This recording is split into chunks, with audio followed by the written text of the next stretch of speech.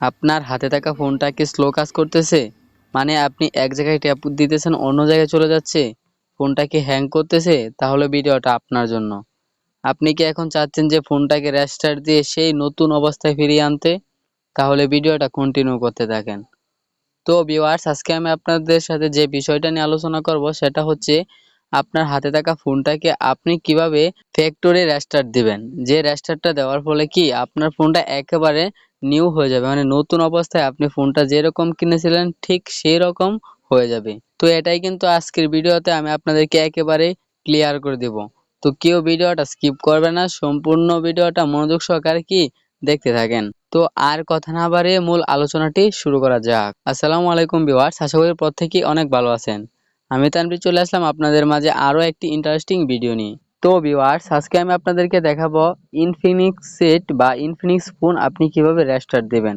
তো এই মুহূর্তে আমার হাতে যে ফোনটি আছে সেটা হচ্ছে ইনফিনিক্স। তো ইনফিনিক্স ফোনকে আপনি কিভাবে ফ্যাক্টরি রেস্টার্ট দিয়ে ফোনটাকে একদম নতুন অবস্থায় ফিরিয়ে আনবেন।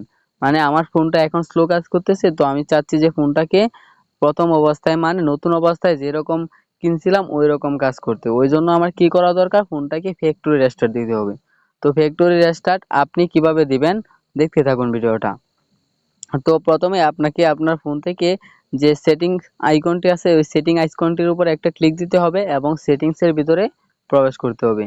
তো আমি আমার ফোনের সেটিংসের ভিতরে প্রবেশ করতেছি।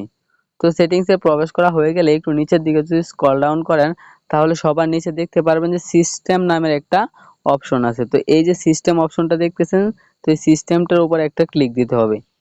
তো আমি যে এখন সিস্টেম অপশনটার উপরে ক্লিক দেওয়ার পর এখানে অনেকগুলো অপশনই কিন্তু শো করবে।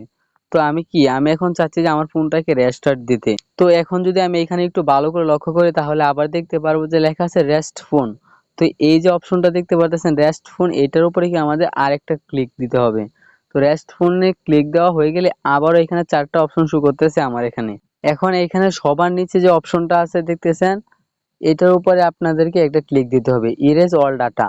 তো ইরেজ অল ডাটা অপশনটার উপরে কি একটা ক্লিক দিতে হবে, কারণ আমি চাচ্ছি যে আমার ফোনটা একেবারে যেরকম কিনছিলাম ওই রকম যাতে হয়ে যায়। সেই জন্য কি আমাদের কি করতে হবে, এখানে সবার নিচের যে অপশনটা আছে ইরেজ অল ডাটা, এটার উপর একটা ক্লিক দিতে হবে।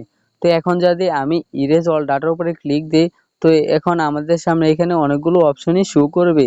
তো এখানে আপনার দেখাবে আপনার ফোনে যতগুলো যতগুলো জিমেল আছে ওই জিমেলগুলো এখানে শো করবে, হোয়াটসঅ্যাপের পাসওয়ার্ড বা বা আপনার ফোনে আপনি যতগুলো পাসওয়ার্ড সেভ করে রাখছেন এ টু জেড এইখানে শো করবে। এবং তারা এখানে বলেই দিতেছে যে এই রেজিস্টারটা দিলে কি হবে আপনার।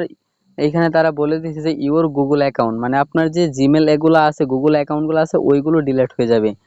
আর আপনার সিস্টেমে যতগুলো ডাটা সেটিং আছে ওইগুলো ডিলিট হয়ে যাবে, ডাউনলোডস অ্যাপস ডিলিট হয়ে যাবে, মিউজিক ফোল্ডস আদার্স, মানে আপনার ফোনে যা কিছু আছে ইন্টারনাল স্টোরেজে এ টু জেড কি আপনার ডিলিট হয়ে যাবে, একদম ফোনটা কি ফ্রেশ হয়ে যাবে, নিউ হয়ে যাবে।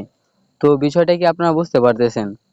তো এখন আপনি যদি চান যে আপনার ফোনের সকল কিছু ডিলিট হয়ে যাক, আপনার ফোনটা একেবারে স্লো কাজ করতেছে, আপনি চাচ্ছেন যে নতুন কিনেছিলেন যেরকম ওইরকম কাজ যাতে করে, তাহলে আপনাকে কি করতে হবে, ইরেজ অল ডাটার উপরে ক্লিক দিতে হবে। তো আমি যেহেতু চাচ্ছি না যে আমার ফোনের সবকিছু ডিলিট হয়ে যাক, মানে আমার ফোনটাকে আমি রেস্টার্ট দেবো, এই জন্য কি আমি এখানে রেস্টার্ট দেবো না।